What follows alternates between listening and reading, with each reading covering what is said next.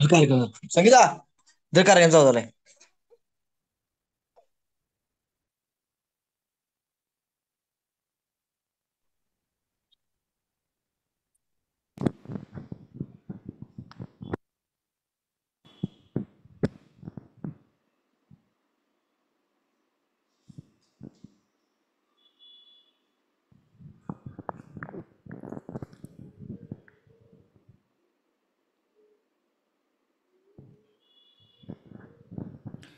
आदेश.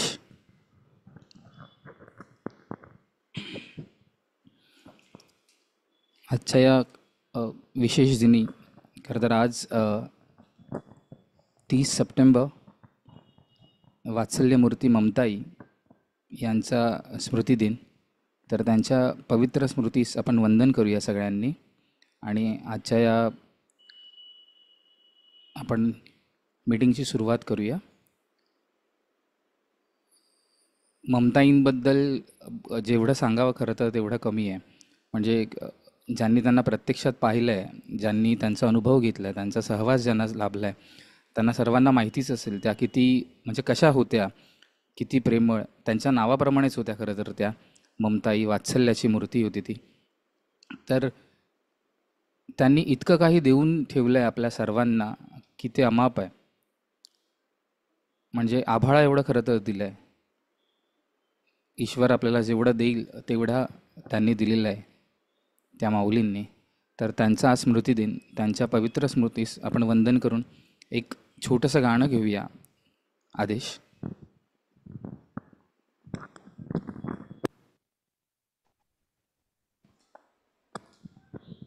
आदेश. वात्सल्यमूर्ती ममताई यांच्या स्मृतीस वंदन करून मी सेवा देण्याचा प्रयत्न करते.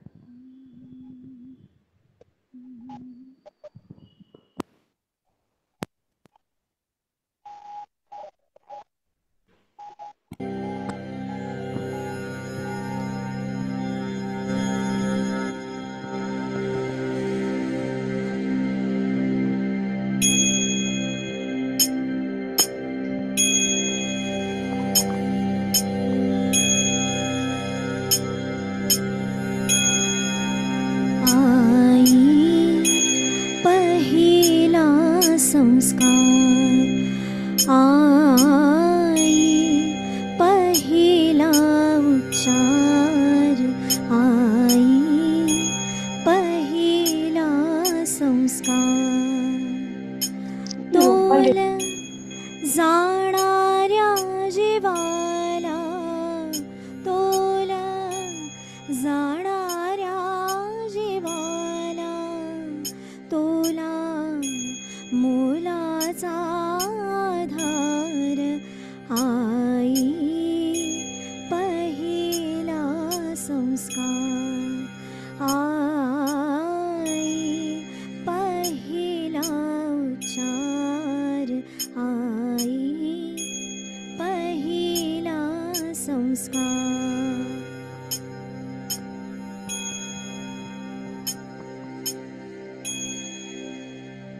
आई घडवते घर आई टिकवते घर आई घडवते घर आई टिकवते घर आई घराचे मांगल्य आई चेतनेचा स्वर आई पहिला संस्कार आई पहिला उच्चार आई पहिला संस्कार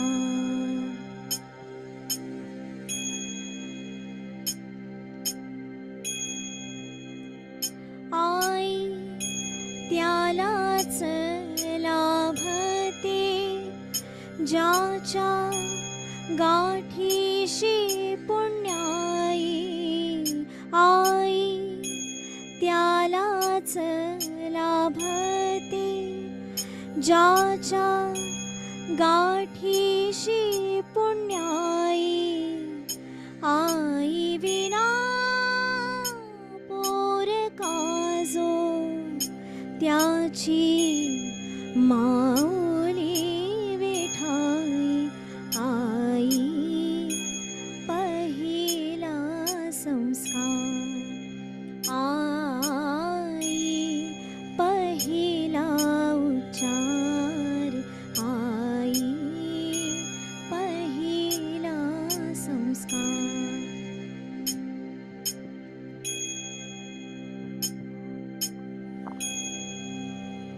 सारे काही शिकवले आता हेही तूच सांग. कसे व्हावे ऋणमुक्त कसे व्हावे ऋणमुक्त कसे फेडायचे पांग. आई पहिला संस्कार आई पहिला उच्चार आई पहिला संस्कार. तोल जाणाऱ्या जीवाला तोल जाणाऱ्या जीवाला तुला मोलाचा आधार. आई पहिला संस्कार आई पहिला उच्चार आई पहिला संस्कार. आदेश.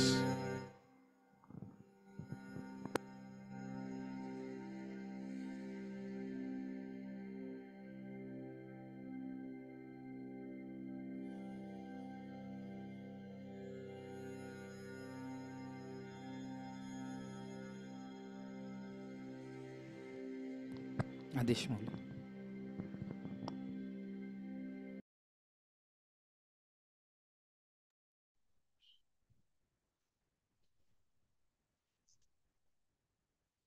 आदेश.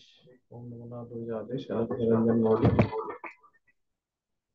आईंचा वात्सल्यमूर्ती असा हा जो ऊर्जा दिवस आहे, हा ऊर्जा दिवस आपल्या सर्व नाथभक्तांनी आपण आज या ठिकाणी उपस्थित राहिलात त्याबद्दल आम्हा सर्व परिवाराच्या वतीने आपले अखंड ऋणी आहोत. हा जो क्षण आहे आईंचा ऊर्जेचा, म्हणजे आता जे आपण नवरात्र माऊलींचा घरोघरी सर्वत्र उत्सव सुरू आहे आणि अशा या उत्सव प्रसंगी आज आपल्याला आई म्हणजे सर्वार्थाने ते अमरच आहेत.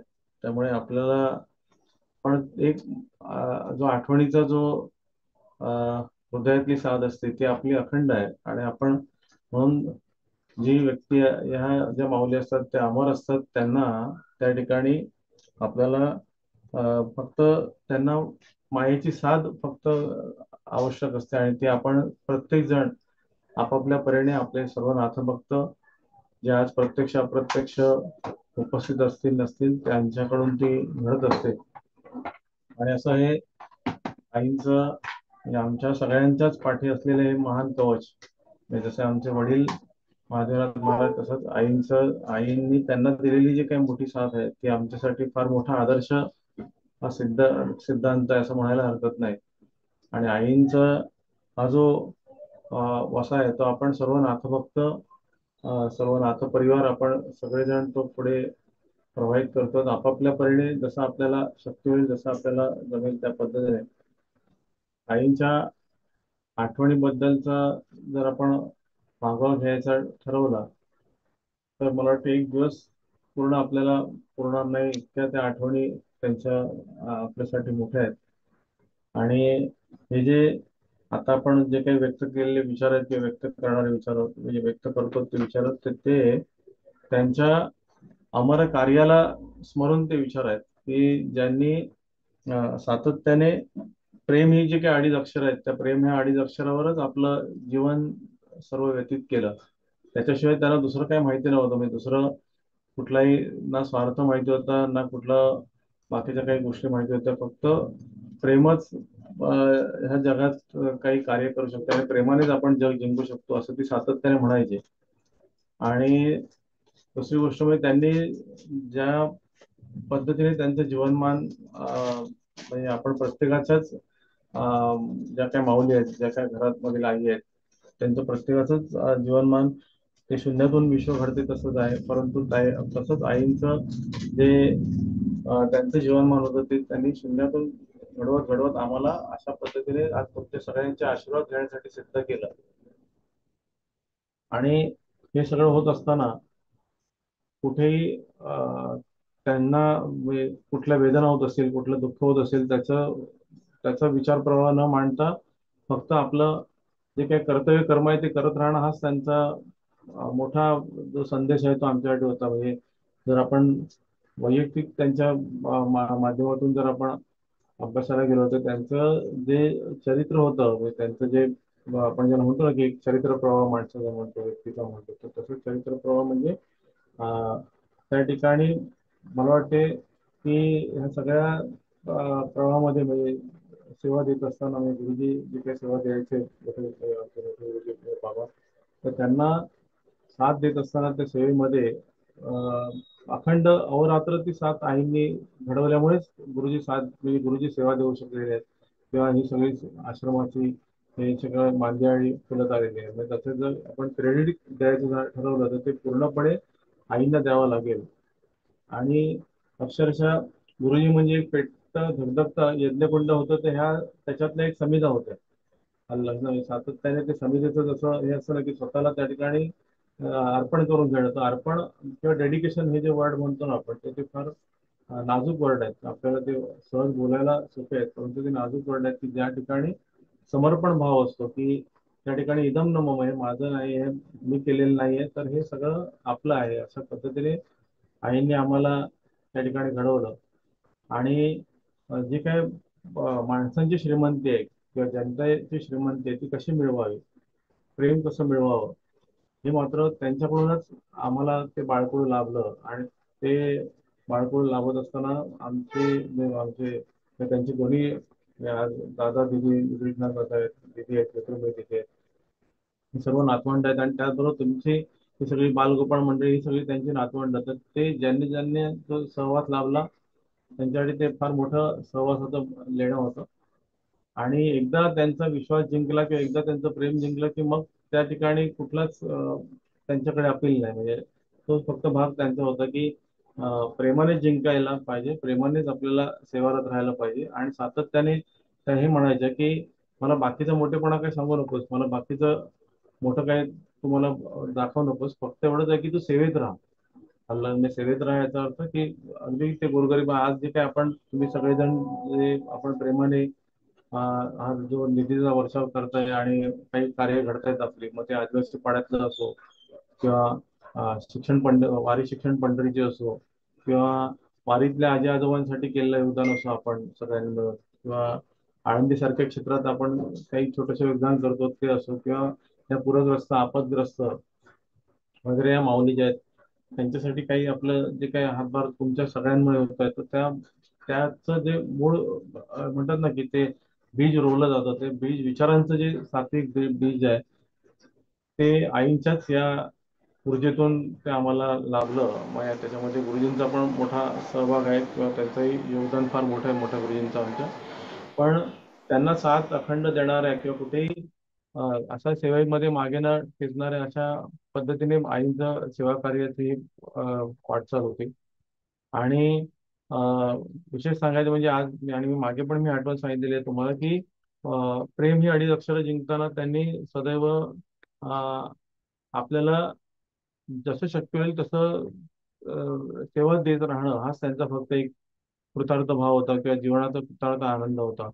आणि एक आठवण म्हणून मी सांगतो तुम्हाला, आम्ही नरसोबाच्या वाडीला गेलो होतो. मग इथे आपण ज्याला कोल्हापूरच्या जवळ दत्त महाराजांचं स्थान आहे, तर ते आठवण मागे पण मी तुम्हाला सांगितलेलं आहे. तर नरसोबाच्या वाडीला आम्ही गेलेलो असताना आम्ही लहान होतो. मी साधारणतः माझं वय मी काहीतरी च्या दरम्यान वगैरे असेल. तो माझा ब्लॅक अँड व्हाईट फोटो पण आहे.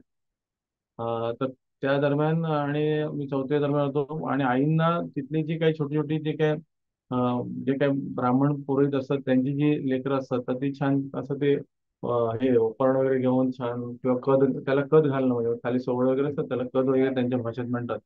तर ते तसं पद्धतीने ती सुंदर सुंदर ती बाळं त्यांना आईला फार आवडायचे तशी त्या पद्धतीने आणि त्यांची एक इच्छा होती की माझ्याही लेकराला असं वस्त्र मला घ्यायचंय.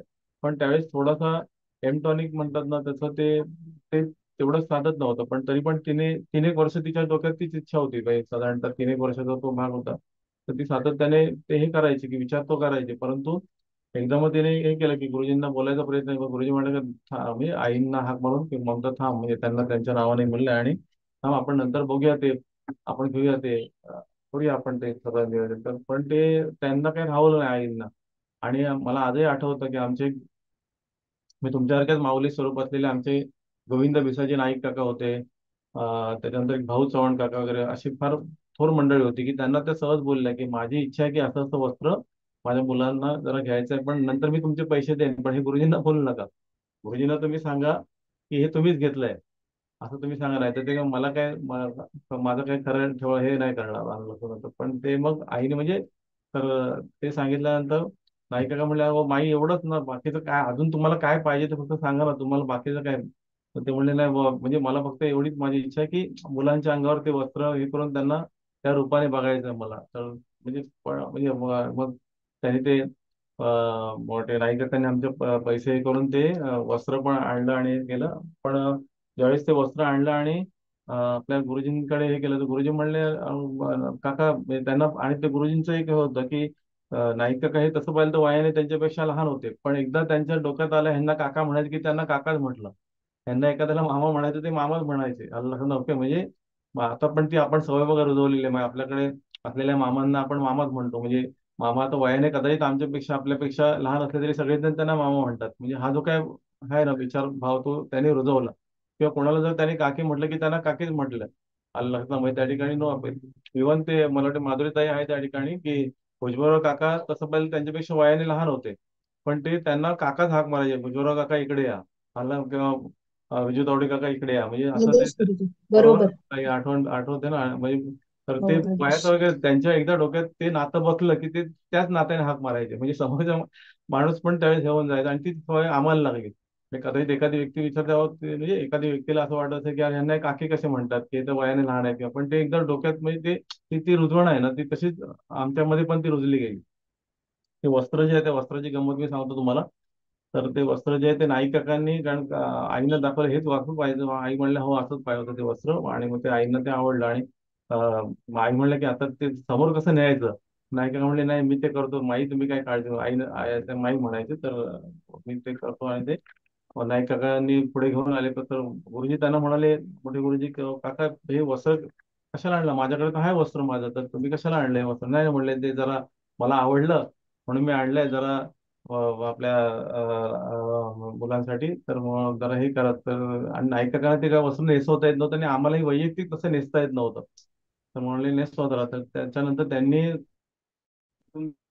काय ते प्रचंड त्यांनी म्हटलं की काका हे सगळं ठीक आहे, मी आता ते वस्त्र तुम्ही आणले म्हणून ते नेसवतोय, पण पण आता पुन्हा होता का म्हणे. अल्ला ना मग ते म्हणाले की काका म्हणले नाही नाही गुरुजी तसं नाही, ते जरा आता आपण हे करूया. आणि मग त्यांनी ते वस्त्र वगैरे नेसून मग हे केलं म्हणजे आम्हाला आता त्या वस्त्रामध्ये हे केलं. आणि तुम्ही कदाचित कल्पना करणार तुम्हाला हे तर जवळजवळ कदाचित त्या 47-48 वर्ष झालेलं आहे ते हे वस्त्र ते हेच आहे की जे मी आज इथे परिधान केलेलं आहे. साधारणतः 47-48 वस्त्र त्या वस्त्राला झालेली आहेत. पण ते हे वस्त्र म्हणजे आजही मी ते माझ्या ह्याने माझ्यासाठी ते धारण करतो. आणि तर हे सगळं त्यांचेच आशीर्वाद आहेत, आईंचेच आशीर्वाद आहेत. म्हणजे माझा म्हणण्याचा उद्देश असा आहे की या ठिकाणी जे आपलं म्हणजे आपलं आपलं जे हृदयप्रेम आहे ते आईंनी त्या ठिकाणी इतक्या मायेने हे केलं, आणि त्याच्यानंतरचा पुढचा भाग म्हणजे तेच पैसे तसेच साठवून साठवून साठवून ते पैसे गुरुजींनी नाही दिले. मग त्यांनी स्वतः ते गुरुजी म्हणाले नाही, जे व्यवहार ते व्यवहार, जी शिस्त ती शिस्त. मग गुरुजींनीच आईनेच ते पैसे जे काय होते त्या वस्त्राचे ते गुरुजींना हे करून नाही करताना ते द्यायला लावले. म्हणजे माझा म्हणण्याचा उद्देश असा की त्या ठिकाणी काय म्हणजे ऋण घेणं किंवा हे करणं असातला भाग नाही, परंतु आईंचं हे होतं की ती इच्छा त्यांची जी होती, अर्थात गुरुजींनी ती पूर्ण पण केली असते असं नाही, पण गुरुजींचा एक भाग होता की गुरुजी असं पटकन जर आम्ही एखादं हे केलं किंवा काय बोललेलं तर ते लगेच कधी त्यांनी हे नाही करायचे, कारण का ते खूप त्यांच्याकडे बॅलन्सिंग खूप सुंदर होतं. जसं आपण म्हणतो की एखाद्या गोष्टीचं नियोजन आणि नियंत्रण, आता तुम्ही पण आपल्या मुलांशी जेव्हा ह्या पद्धतीने हे करतात ना, तर ते योग्य आहे. ते खरं तर पालक नीतीतला तो भाग आहे एक प्रकारचा, आणि गुरुजींनी तो परिपूर्णतेने आमच्यामध्ये रुजवला की त्याच्यामुळे पुढच्या प्रवाहामध्ये जर आम्ही विचार करतो, तर जेव्हा आई योगेशनाथ दादांना अगदी म्हणजे त्यांचे तर लाड करायचे, दिदीचे लाड करायच्या, गुरुजी लाड करायचे, तर कदाचित मी असं म्हणेन, म्हणजे मी असं भेदभाव नाही करत आहे, पण गुरुजींनी जेवढे आमचे लाड नाही केले तेवढे ह्या दोन लेकरांचे लाड किंवा आईंनी ह्या दोन लेकरांचे लाड केले. तर मी त्यांना म्हणायचो गुरुजींना, कारण का मला ते थोडंसं अट्रॅक्शन होतं 8वी 9वीला आल्यानंतर त्या फुल पॅन्टचं. बघा मी अगदी माऊली समोर इथे हात लावून सांगतोय, फुल पॅन्टचं अट्रॅक्शन होतं की फुल पॅन्ट घातल्यानंतर जरा आपण जरा असं अजून उंच वाटतो किंवा, आणि मला थोडं उंचीबद्दलचं एक अट्रॅक्शन होतं, म्हणजे उंच म्हटल्यानंतर जरा, म्हणून मी ती माझी उंची वाढवणं, म्हणजे त्यावेळेस काय हे माहिती नव्हतं की ते युट्यूब नाही, पण उंची कशी वाढते, पण ते आपण सायकलिंग बिकलिंग करत करत ते म्हणजे ते काहीतरी ते मोरेगावकरांना वगैरे माहिती असेल की त्यावेळेस आठाण्याला सायकल मिळायची काहीतरी 1 तासाची, 50 पैसे दिले की ते सायकलवाले दादा 1 तास सायकल द्यायचे. मग त्या पद्धतीने ते, आणि मग त्या ह्याने ती हाईट पण आपली म्हणजे उंची पण वाढते, पण ते अट्रॅक्शन होतं हाफ पॅन्टचं. 8वी 9वीला आलो गुरुजींना म्हणजे, आणि ते आम्ही उंच ह्याने बाबा म्हणे बाबा ते आपलं आता ते फुल पॅन्ट वगैरे आता घेतलं पाहिजे आपल्याला ना, ते म्हणजे असं काहीतरी प्रेमात ते मूड मध्ये असलं की ते म्हणजे अरे घेऊया आपण नंतर, आधी कॉलेज बिलला जाऊया, कॉलेज जा नंतर घे. आणि त्या दरम्यान मी तुम्हाला एक गंमत सांगतो, आयजीच्या जीवावर नावाचं एक नाटक होतं. त्या नाटकामध्ये मला निवडलं गेलं, आणि आता मला वाटलं की आता हाफ पॅन्टची फुल पॅन्ट बनणार आपली.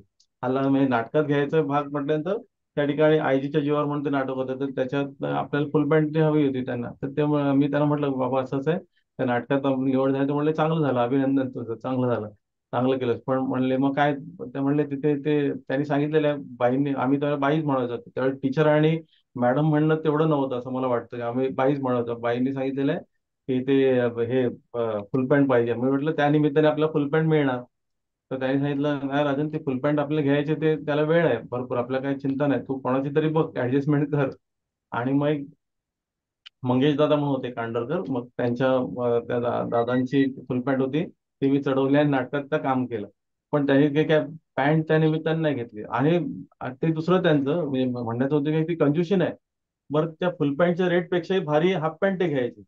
मग हे काही गणित समजायचं नाही, म्हणजे फुल पॅन्टचा जो रेट असेल ना त्याच्याऐवजी ती हाफ पॅन्ट घ्यायची, त्या हाफ पॅन्टच्या याच्यामध्ये हे त्या ठिकाणी हे घ्यायचे. म्हणजे हे काही गणित उलगडायचं नाही. म्हणजे आम्ही म्हणायचो भाऊ ते फुल पॅन्टच्या पेक्षा ती हाफ पॅन्ट, म्हणजे आपल्या हाफ पॅन्ट तुमची महाग आहे, ते फुल पॅन्ट नाही म्हणले, ते बरोबर आहे, ते मी सांगतो तसंच हे करायचं. आणि म्हणजे ते त्यांचे जे प्रिन्सिपल्स होते त्या पद्धतीने साधारणतः एक 10वीच्या दरम्यान गेल्यानंतर शाळेतून जेव्हा सांगितलं गेलं नाही आता ते चालणार नाही, आता फुल पॅन्ट टीमध्ये निळी फुल पॅन्ट ती घालावी लागेल. म्हणजे त्या काही गोष्टी ज्या होत्या ना त्या त्यांच्या अगदी प्राकृतिक स्वाभाविक आणि त्या नियोजनाप्रमाणे होत्या, आणि त्याची खरं तर आम्हाला ती फार मोठी ती देणं ते देऊन गेलेले आहेत अल्ला, गुरुजी असतील, आई असतील. आणि त्याचबरोबर आज योगेशनाथ दादांचा, म्हणजे योगेशनाथ दादांना आधी सतत म्हणायची मी बाहेर गेल्यानंतर अरे फुगा घे, ते काहीतरी खेळणं घे, पण ते कधी त्याने बघितलंच नाही किंवा त्या खेळण्याकडे किंवा त्या कुठला हट्टच नाही. अल्ला मग आधी जबरदस्ती मग काहीतरी, मग कुठेतरी खायला गेलो समजा आम्ही, गाणगापूरला गेलो किंवा पंढरपूरला गेलो की काहीतरी म्हणून ते काहीतरी, तर दादासाठी ते घेणं म्हणजे ते आठवणीसाठी, तर ते जबरदस्ती करायचे आणि दादाला घ्यायला लावायचे. अल्ला म्हणजे हा जो काय विचारांचा, मी काय मोठेपणा सांगत नाही दादांबद्दल किंवा काय, परंतु जे त्यांचं जे कार्यकर्तृत्व होतं ते अगदी ती एक मोठी रुजवण होती आपल्यासाठी. म्हणजे आमच्यासाठी ती फार मोठी रुजवण होती की त्यांनी त्या, आणि जर एखाद्या ठिकाणी एखादं कार्य करायचं आहे तर ते मग जीव लावूनच ते करायचं, किंवा एखाद्याला खाऊ द्यायचं असेल तर मग ते जीव लावायचं. प्रत्येकाच्या तुम्ही पण तीच आयडिओलॉजी प्रत्येक जण आपण ती जोपासतो, परंतु त्या ठिकाणी म्हणजे कुठलाही भेदभाव नाही किंवा काय नाही, जे आपल्या ताटात ते इतरांच्या ताटात. तो गुरुजींचा हे होता की तू मला वेगळे तांदूळ घालशील शिजवून नाही दुसऱ्या आपल्या जे आलेल्या माऊलींना हे करशील तर ते नाही चालणार. आणि त्यांनी कधी हा भेदच नाही केला. तर माझा म्हणण्याचा उद्देश काय की जे काय, आणि बऱ्याच जणांनी तुम्ही त्यांना त्या रोलमध्ये पाहिलेलं पण आहात, आईंचा तो जो काय रोल आहे ते छोट्या लेकरांनी पण पाहिलेला आपल्या, किंवा आपण पाहिला. आणि हा एक मोठा संदेश असतो आपल्यासाठी की जर आपण एखादी गोष्ट करायची झाली तर भले ती छोट्या स्वरूपात करायची, परंतु ती जीव लावून किंवा ती चांगल्या स्वरूपात करायची. म्हणजे हा एक त्यांचा फार मोठा मेसेज आपल्यासाठी आमच्यासाठी आहे. आणि याच रूपाने आणि हे म्हणजे ज्याला आपण हे म्हणतो की अ, आपल्या परीने आपलं जो काही वाटचाल आहे ती आपण करावी, की कोणाशी कॉम्पिटिशन उगाचची आपण न करता एखाद्या चांगल्या विचारांची कॉम्पिटिशन करावी. सतत त्या म्हणायचे की चांगले विचार ज्यांच्याकडे आहेत, त्यांच्याशी तुमचा सहवास वाढवा, की जेणेकरून तुम्ही चांगल्या मार्गाने पुढे जाल. लक्षात ना. अ, केवळ ज्यांच्याकडे श्रीमंती आहे त्यांच्याशीच तुम्ही हे काही करू नका, तर विचारांची श्रीमंती पण जोडत जा. आणि विचारांच्या श्रीमंतीचा जर आपण मागोवा घेतला तर आपल्याला नक्कीच कधी काही कमी पडत नाही. त्याचप्रमाणे जे आध्यात्मिक ऊर्जा स्त्रोत जे असतात किंवा आध्यात्मिक जे प्रवाह आहेत तर त्याच्या आध्यात्मिक प्रवाहामध्ये आईंचं योगदान हे कदाचित मी म्हणेन की गुरुजींच्या पेक्षाही मोठं होतं. अल्लाह म्हणजे त्यांचं जरी ते संस्कृत मंत्र पाठांतर वगैरे त्यांचे नसले तरी सुद्धा त्यांचं योगदान जे आहे ते आध्यात्मिक दृष्टीने म्हणजे म्हणतो कृतिशील म्हणतो जातं, ते कृतिशील फार मोठ्या स्वरूपात त्यांचं होतं. आणि ज्यावेळेस ते यात्रेला आम्ही निघायचो की यात्रेला हे करायचं असतं, यात्रेला त्यांच्याकडे भरलेली पिशवी जी असायची, तर जसं ऋषीदादांनी वगैरे पण बघितलेलं आहे, माधुरीतांनी बघितलेलं आहे, बऱ्याच जणांनी तुम्ही बघितलेलं आहे त्यांना, की त्या पद्धती त्यांच्या बरोबर यात्रेमध्ये 4 पिशव्या तर भरल्याच असायच्या. म्हणजे माकडांसाठी वेगळ्या, त्या पक्ष्यांसाठी वेगळ्या, माशांसाठी वेगळ्या, लोकांसाठी वेगळ्या. आणि मग ती पूर्ण सीटच त्या भरून टाकायच्या. समजा म्हणजे किशोरदादाची गाडी असेल किंवा सोन्यादांची गाडी असेल, ते बसताना त्या ठिकाणी त्यांच्या सीट भरलेल्याच असायच्या. आलं लक्षात. म्हणजे हा एक भाग. आणि दुसरा एक, त्या दिवशी परवा त्या पोराच्या वेळेस आपत्तीच्या वेळेस मी योगेश दादांना पहाटे आम्ही एका ठिकाणी बसलेलो होतो. दादाने म्हणत होते, दादा आजीची एक फार मोठी शिकवण आपल्यासाठी, की त्या आजी म्हणायचे की जिथे आपण प्रवासाला गेलेलो आहोत तर तिथून परत रिटर्न येईपर्यंत, आपल्या घरी येईपर्यंत, म्हणजे त्यांच्या घरी 4 पिशव्या असल्या तरी त्यांचं म्हणणं असायचं की आपण जेवूया, द्यायचं द्यायचं, परंतु शेवटी येईपर्यंत आपल्याकडे काहीतरी म्हणून असलं पाहिजे की त्यातलं काहीतरी उरून आणायचं आपण घरी. म्हणजे हा एक भाग. कारण का प्रासंगिक अडचणी केव्हाही निर्माण होऊ शकते, किंवा प्रासंगिक कधी एखादी वाहन देवता असेल म्हणा, किंवा आपण एसटीने गेलो म्हणा, किंवा काय म्हणतात ते हे होऊ शकतं की आपल्याला कुठे काही हे झाला, थांबावं लागलं, विराम घ्यावा लागला, ती सुद्धा ही गोष्ट ती उपयोगी पडते. आपल्यालाच नाही तर इतरांनाही ती आपण असताना ती देऊ शकतो. म्हणजे हा एक त्यांचा जो भय होता. आणि एक त्यांनी प्रसंग मी योगेशनाथ दादांना सांगितला की एकदा हे एसटीने गेले होते कोकणामध्ये, आई आई आणि गुरुजी एसटीने गेले होते कोकणामध्ये. आणि त्यावेळेस आईंकडे हा पिशव्यांचा संच असायचा ना. तर नेमकी ती एसटी अचानक पडलेल्या पावसामध्ये जवळजवळ काही 12 ते 14 तास ती एका ठिकाणी ती अडकून राहिली एसटी. मला वाटते ह्याच्या दरम्यान काहीतरी खेडच्या काय पुढच्या दरम्यान ती ती एसटी एका ठिकाणी अडकून राहिली. आणि त्यावेळेस मात्र सगळीकडे पाण्याचं हे साठलेलं होतं. आणि त्या गाडीमध्ये असलेले जे काही चिल्ले पिल्ले सगळे किंवा काय जे काय व्हायचं त्या सगळ्यांना पुरून उरेल एवढा खाऊ आईंकडे होता. आलं लक्षात ना. म्हणजे माझा म्हणण्याचा उद्देश काय, आणि त्यांनी तो भरभरून लोकांनी आनंद घेतला त्याचा, आणि त्यांना हे केलं म्हणजे आईंना. तर म्हणजे हा काय दिल्याचा मोठेपणा नाही, पण म्हणण्याचा उद्देश आहे की आपल्या बरोबर हे जे आहे ना, म्हणजे प्रवासाच्या नियोजनाच्या माध्यमातून म्हणा किंवा काय म्हणा, तर आपल्या बरोबर ह्या काही गोष्टी गरजेच्या आहेत त्या असाव्यात आपल्याबरोबर. आणि ते आपण टिकवून परत आणायचे ही पण त्यांचं स्किल होतं, की 2-4 तरी त्यातले बिस्किटचे पुढे मग इथे परत येऊन तुम्ही वाटा, पण येईपर्यंत मुंबई गाठेपर्यंत परत तुमच्याकडे ते असलं पाहिजे. म्हणजे काही जे त्यांचे जे काही पैलू होते किंवा विचारांची जी काय जे होती किंवा विचारांची जी ताकद होती ती फार मोठी आमच्यासाठी होती. आता थोडंसं योगेशनाथ दादा व्यक्त करतील. आपण वेळ पण आपण हे ठेवलेला आहे की प्रत्येका, कारण का आपलं तुमचा वेळ पण महत्वाचा आहे प्रत्येकाला. योगेशनाथ दादा थोडं अजूनबद्दल त्यांचे विचार व्यक्त करतील.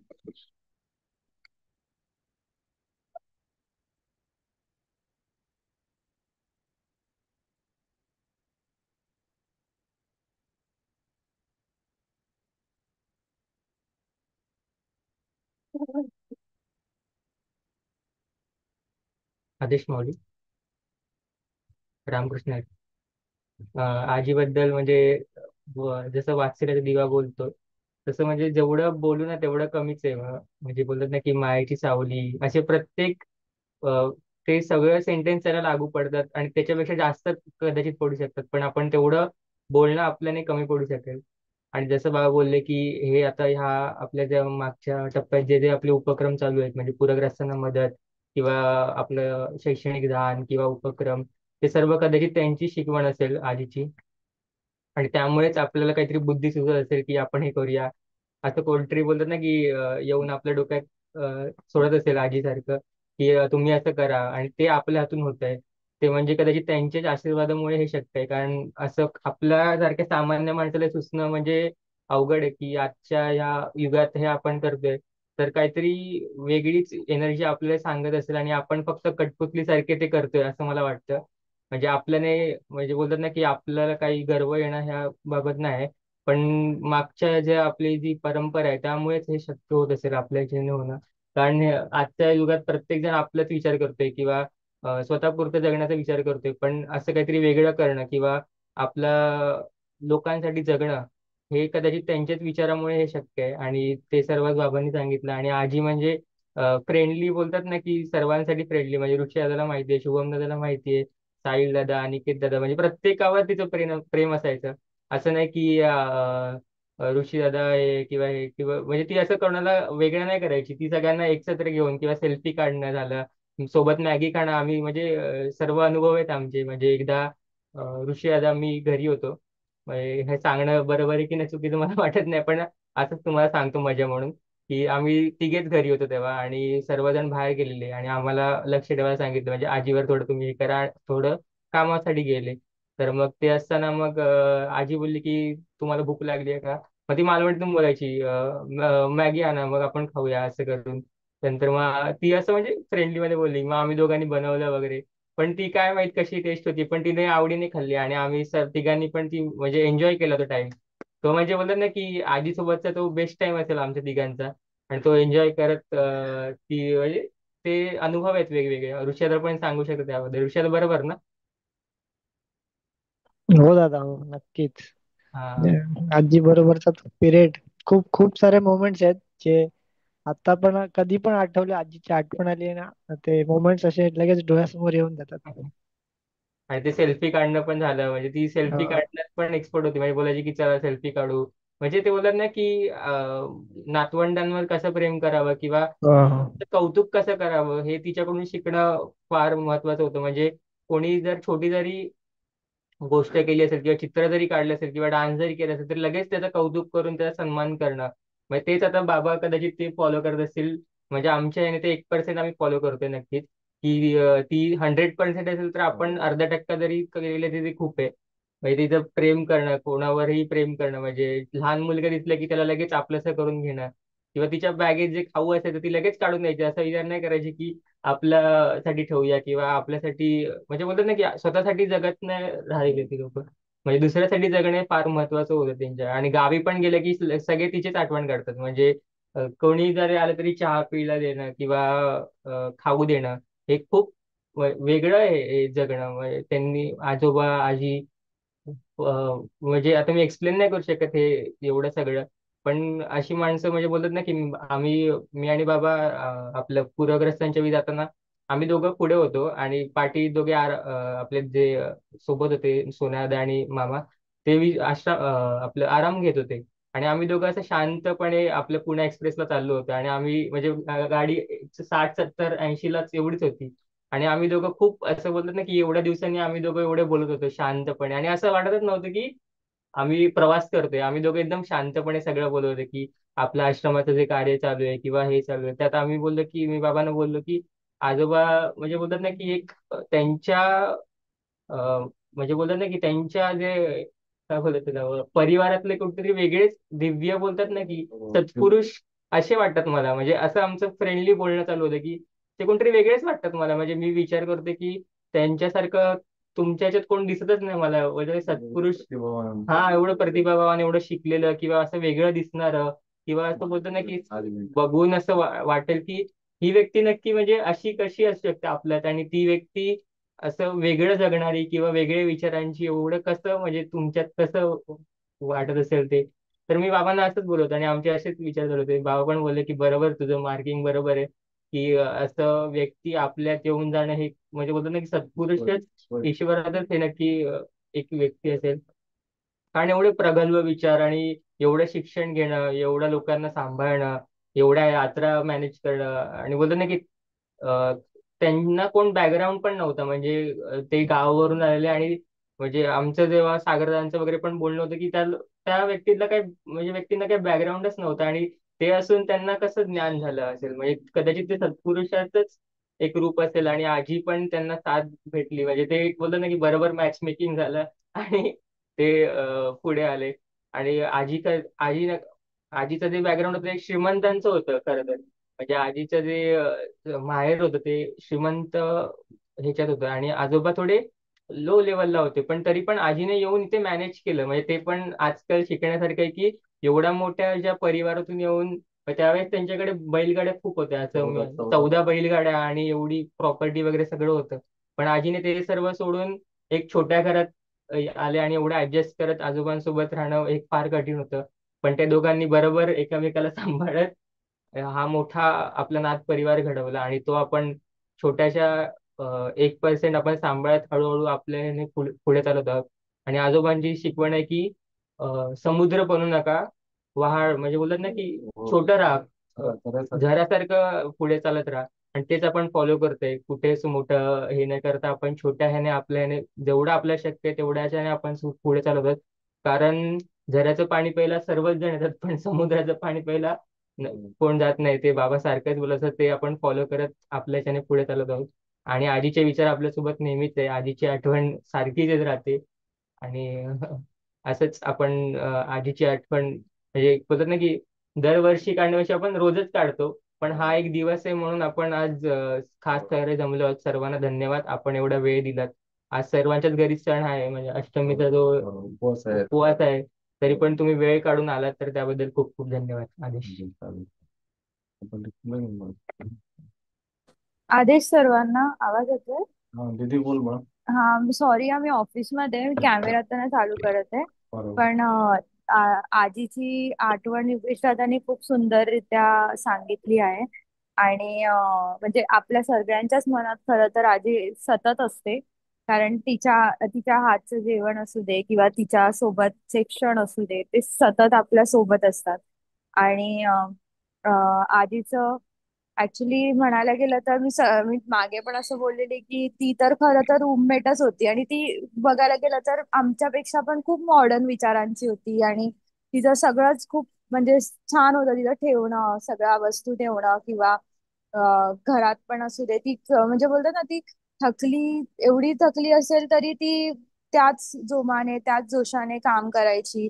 आणि सगळ्यांना एक म्हणजे लाडवून घेणे, आणि सगळ्या जे कोणी लहान मुलं येतील त्यांना पण ती काय काय गिफ्ट वगैरे द्यायची. तर आपल्या सगळ्यांनाच म्हणजे आठवणीत असणार की ती कधी असे आपण घरी घरी आलो किंवा तशी कधी मोकळ्या हाताने सोडायची नाही कोणाला. काहीतरी असं न्यूजपेपर मध्ये वगैरे बांधून द्यायची. ती तिची बोलत ना एक स्टाईल होती, आणि ती आपल्यासोबत तशी नेहमीच राहणार आहे. आणि म्हणजे आजीची म्हणजे मला तरी वाटतं आमच्या घरात तर मालवणीमध्ये फक्त तीच बोलायची, आणि तिच्या भाषेत एक म्हणजे अलगच गोडवा होता. म्हणजे ती मालवणी मराठी असं मिक्स बोलायची. आणि तिचं अक्षर पण खूपच सुंदर होतं. म्हणजे तिचं वय मला वाटतं 70 उलटली तरी तिचं अक्षर जसं तसं होतं. म्हणजे शिक्षणाच्या बाबतीत असू दे, अक्षराच्या बाबतीत असू दे, सगळ्यातच अग्रेसर होती. म्हणजे जर ती आमच्या जनरेशन मध्ये जर तिने जन्म घेतला तर ती खूपच उत्तम अशी कोणतरी अशी झाली असती. म्हणजे बोलतात ना एक अ, अलगच पर्सनॅलिटी होती आजीची पण, आणि आजोबांची तर एकदमच अलगच होती. आणि दोघं भांडायचे पण तेवढंच प्रेम करायचे एकमेकांवर. त्याच्यामुळे ते बोलतात ना की माझं पण आजीशी भांडण व्हायचं कधी कधी कशावरून, छोटू छोटू गोष्टीवरून. तर मला बोलायची तू तर माझी सासू सारखी आहेस, सासू सारखी आहेस. आणि मला वाटायचं अशीच बोलते करून. पण नंतर मला कळालं की ते बोलतात ना एक चेहरेपट्टी दिसते, तसं काहीतरीच होतं. म्हणजे जी आमच्या आजोबांची आई होती तिचा चेहरा माझा चेहरा असा थोडाफार सेम होता. तर ती मला बोलायची तू माझ्या सासू सारखीच आहेस नुसती, अशी करून. तर तिच्याबरोबर भांडायला पण तेवढीच मजा यायची. कारण ती बोलतात ना अशी हे नाही राहायची, रुसून रुसून बसली तरी स्वतःहून येऊन बोलायची. ती बाबांवर रुसून राहायची हा, बाकी आमच्यावर नाही रुसून राहायची. कारण ते बोलतात ना दुधापेक्षा दुधावरची साय जास्त प्रेमाची असते तसं काहीच होतं. आणि म्हणजे मी पण बाबांना कधी कधी बोलते ना, तुमच्या सगळ्या सवयी ना आजीसारख्याच आहेत. म्हणजे लोकांना द्यायचं किंवा एक म्हणजे बघा हात सोडून देणं ते असू दे किंवा दिसणं असू दे, सगळं आजोबांपेक्षा आजीवर जास्त गेलं. आजीचं आणि त्यांचं म्हणजे जमायचं पण भरपूरच. आणि भांडणं पण तेवढेच करायचे. आजी रुसून पण बसायची, तर मजा यायची तिची. म्हणजे ती असली की खूप आनंद वाटायचा माझ्यासाठी तर. म्हणजे युगेशचं जसं होतं, युगेश काय घ्यायचा नाही, मी तर घ्यायची. माझ्यासाठी ती एटीएम होती. म्हणजे मला खूप आवडायचं तिच्याकडून पैसे मागायला, पण तर मला असं काही नाही. माझ्यासाठी आजी म्हणजे खरंच हे होती की ते आई बाबांपेक्षा जास्त मी तर, मला वाटतं मी आजीकडेच मागायला जायची काय गोष्ट हवी असली ती, असं. आणि आणि बाकी ते तिच्या आवडीनिवडी पण असं, म्हणजे जेवण पण अशी खायची की बरोबर ना, खाईन तर तुपाशी नाही तर राहील उपाशी अशी होती. काहीतरी कसं तरी जी गोष्ट नव्हती, पण खरंच तिचं सगळ्यांना माहित होतं तिचे चवीचं आवडीनिवडी खूप सुंदर होते. आणि मला तर बोलतात की आजीने तुझ्या डोक्यावर हात ठेवलाय करून. पण तर ते खरंच असू दे, कारण तिच्या कडून घेण्यासारखे गुण असे भरपूरच होते. त्याच्यामुळे तिचं म्हणजे बोलतात ना, तिचं अजून नाही आहे तरी अशी नसल्यासारखी वाटत नाही. ती अशी सतत आपल्यासोबत आहे अशीच वाटते.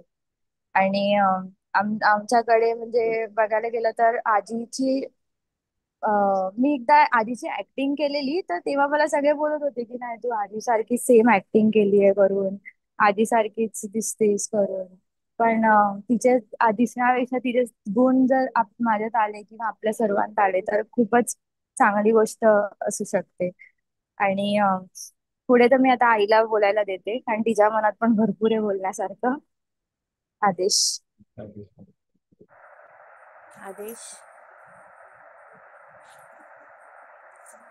आदेश म्हणलं आजीचं म्हणलं नेहमी काही बनवलं जेवण खावण, आजोबांची आजीची आठवण दोघांची सतत सतत.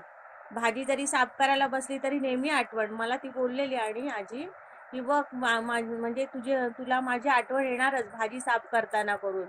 सगळी तयारी करून द्यायची मला, भाजी साफ करून धुवून वगैरे. पूर्वी तर ही मुलं लहान होती तेव्हा सगळी तयारी पण करून द्यायची, भाजी चिरून कांदा चिरून व्यवस्थित रेडी करून द्यायची. म्हणजे असं कंटाळा नाही करायची. भाजी भाजी कधी साफ तारीफ करण्यामध्ये एक नंबर होती. म्हणजे काही खाल्ला तरी लगेच सुंदर झालंय छान झालंय असं बोलायचे. ते खूप आवडायचं त्यांची म्हणजे आठवण येते. ओरडायची मला, भांडायची सुद्धा माझ्याशी, पण बोलायची पण तशीच परत येऊन. म्हणजे मुलांना जरा मारलं तर तिला आवडायचं नाही, दोघांनाही मारलं तरी कशाला मारते, मारू नको, करणार ते अभ्यास असं त्याच्यावरून असायचं. दोघांना अभ्यासाला बसवलं की माझ्याची भांडण असं. पण तरी पण तिची आठवण येतच राहते, कारण तिने प्रेम पण तेवढंच केलं आमच्यावर. आता आमच्यावरच भांडणार ना, नाही तर कोणाबरोबर भांडणार? ज्याच्यावर प्रेम करतं माणूस त्याच्याशीच भांडू शकतं, बरोबर ना. आणि शेवटी पण म्हणजे शेवटपर्यंत म्हणजे कधी काय दुखलं खुकलं तरी यायची माझ्याकडे, मीच घेऊन जायची, तूच ये माझ्या बरोबर असं असायचं तिचं. डॉक्टरकडे जायचं तूच आलीच पाहिजे बरोबर माझ्या, असं. असं बाकी कोण नको तिला होतं, आजोबांना पण आणि आजीला पण. तूच चल माझ्या बरोबर करून असं असायचं. एवढंच म्हणजे दोघांनी पण असं खूप प्रेम केलं. मी म्हणजे लग्न झालं तर मला असं वाटायचं कसं करू काय करू, पण तिने मला खूप सांभाळून घेतलं त्यावेळेला पण. काही म्हणजे कसं हे बरोबर नाही काय नाही असं कधीच नाही. कधी म्हणतात ना, आपण ऐकतो ना म्हणजे सुनांना मारतात, कधी तिने मला एक हात नाही असं मारला. एवढं म्हणजे प्रेम. ओवाळायची आम्हाला, आमचा लग्नाचा वाढदिवस असला तरी ओवाळायची, वाढदिवस असला माझा तरी ओवाळायची. म्हणजे एवढं प्रेम करायची. म्हणजे असं म्हणजे कोण करू शकत नाही एवढं प्रेम म्हणजे जगामध्ये एवढं. आई वडिलांपेक्षा म्हणजे खूप प्रेम दोघांनी पण केलं. आई वडिलांनी केलंच, पण तिने पण खूपच सांभाळून घेतलं. परत कुठे कुठे फिरायला घेऊन जायचे आजोबा वगैरे. लग्नानंतर मला म्हणजे भरपूर त्यांनी दोघांनी पण फिरवलं. तर त्यांची खूप आठवण येत राहते. असं वाटतं की ही आपली म्हणजे माणसं आहे ती कुठे गेली नाही पाहिजे होती, अजून राहिली पाहिजे असं वाटत होतं. कारण आवडीने एवढं आपण काय काय बनवतो पदार्थ, ते असं वाटतं खाल्ल्याने असते, म्हणजे असं वाटत राहतं. तीच एक खंत वाटते की नाही जायला पाहिजे होते. आई बाबा हे सगळे आपले आजी आजोबा पाहिजे होते आपल्यात अजूनपर्यंत. अजून काय बोलू? आजीबद्दल मी अजून भरपूर बोलत राहील, पण तुम्ही कंटाळाल मग. आदेश आदेश. आदेश आईने खरंच खूप सुंदर त्या आजीचे अनुभव सांगितलेत. आणि मला एक जस्ट गोष्ट अशी वाटली की बोलाविषयी की म्हणजे बघायला गेलं तर ती खूपच लकी आहे आई, की तिला आजीसारखी सासू मिळाली. कारण तेवढं आजी प्रेम करायची आईवरती, ती तिने तिच्या मुलीवरती पण केलं नसेल हे मी लिहून देते. तेवढं ती प्रेम करायची. आणि खरंच तारीफ करणारे सासू सासरे मिळणं हे पण खूप भाग्याचं असतं असं. तर we are very lucky to have आजी. आणि आमच्यासोबत खरंच म्हणजे सदैव माझं सौभाग्यच वाटतं की असे सासू सासरे राहा. आणि असं घराणं म्हणजे मला भेटलं. ओरडायचे, आजोबा पण ओरडायचे, पण तेवढंच प्रेम पण करायचे. ते पण मला म्हणजे वाटतं की कुठेतरी मी काहीतरी पुण्य केलं म्हणून असे सासू सासरे मला मिळाले. एवढंच मी बोलू शकते. बाबा म्हणजे आजीची एकदम सावलीच आहेत म्हणजे बघायला गेलं तर. त्याच्यामुळे आम्हाला असं ते सतत त्यांची जे काय बोलतात ना एक कृत्या असतात एकदम सेम आजी.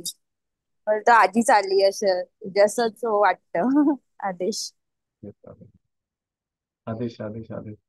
आजचा नवरात्रीचं आजचं हे महापर्व आहे. आज महाअष्टमी आहे आणि या निमित्ताने माऊलींचं आपण तुमच्या घरोघरी उपवास आहेत किंवा आता योगेशनाथ दादांनी सांगितलं की घरोघरी सणाचा दिवस आहे, उपवासाचा दिवस आहे किंवा तरी सुद्धा आपण वेळात वेळ काढून या ठिकाणी आज एकत्र झालात त्याबद्दल आमच्या सगळ्या कुटुंबियांच्या वतीने आम्ही आपले अखंड ऋणी आहोत.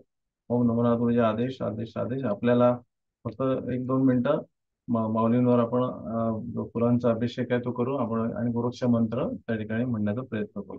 ओम नमो नारायण आदेश. गोरक्ष जालंधर चरपटाश्च अडवंगकानीपमच्छिन्द्राद्या गौरङ्गिरेवार्णकभर्तृसंज्ञा भूम्यां बभूर्व नवनाथसिद्धः. गोरक्ष जालंधर चरपटाश्च अडवङ्गकानीपमच्छिन्द्राद्या चौरङ्गिरेवार्णकभर्तृसंज्ञा भूम्यां बभूर्व नवनाथसिद्धः. गोरक्ष जालंधर चरपटाश्च अडवङ्गकानीपमच्छिन्द्राद्या चौरङ्गिरेवार्णकभर्तृसंज्ञा भूम्यां बभूर्व नवनाथसिद्धः. ओम नमोनाथ गुरुजी आदेश आदेश आदेश. अलख निरंजन. ओम नमो नाथाय नमः. श्रीपाद श्री वल्लभ श्री गुरुदेव दत्त अवधूत चिंतनम श्री गुरुदेव दत्त वृक्ष जालंधर जलपटाक्षणकालीन चौरंग रेवाण कबर्ती संज्ञा ओम बभूर्व नवनाथ सिद्धा. ओम नमोनाथ गुरुजी आदेश आदेश आदेश आदेश. आपलं सगळ्यांचं या ठिकाणी जे प्रेम आहे ते अखंड आमच्या सर्व कुटुंबियांच्या पाठी पिढ्यानपिढ्या असंच अखंड असिद्ध राहावं ही माऊलींच्या चरणी आणि आईंच्या चरणी प्रार्थना करतो. ओम नमोनाथ गुरुजी आदेश आदेश आदेश. ओम नमोनाथ गुरुजी आदेश. आपण इथे आजचा हा जो स्मृती सोहळा आहे तो या ठिकाणी आपण अल्पविराम घेतो. आपल्या प्रत्येकाचे आम्ही ऋणी आहोत. या ठिकाणी आपण सर्वांनी वेळात वेळ काढून या ठिकाणी हा जो अनमोल स्मृतिक्षण जोपासण्याचा प्रयत्न केला. ओम नमो नारायण गुरुजी आदेश. अलग आदेश. आपण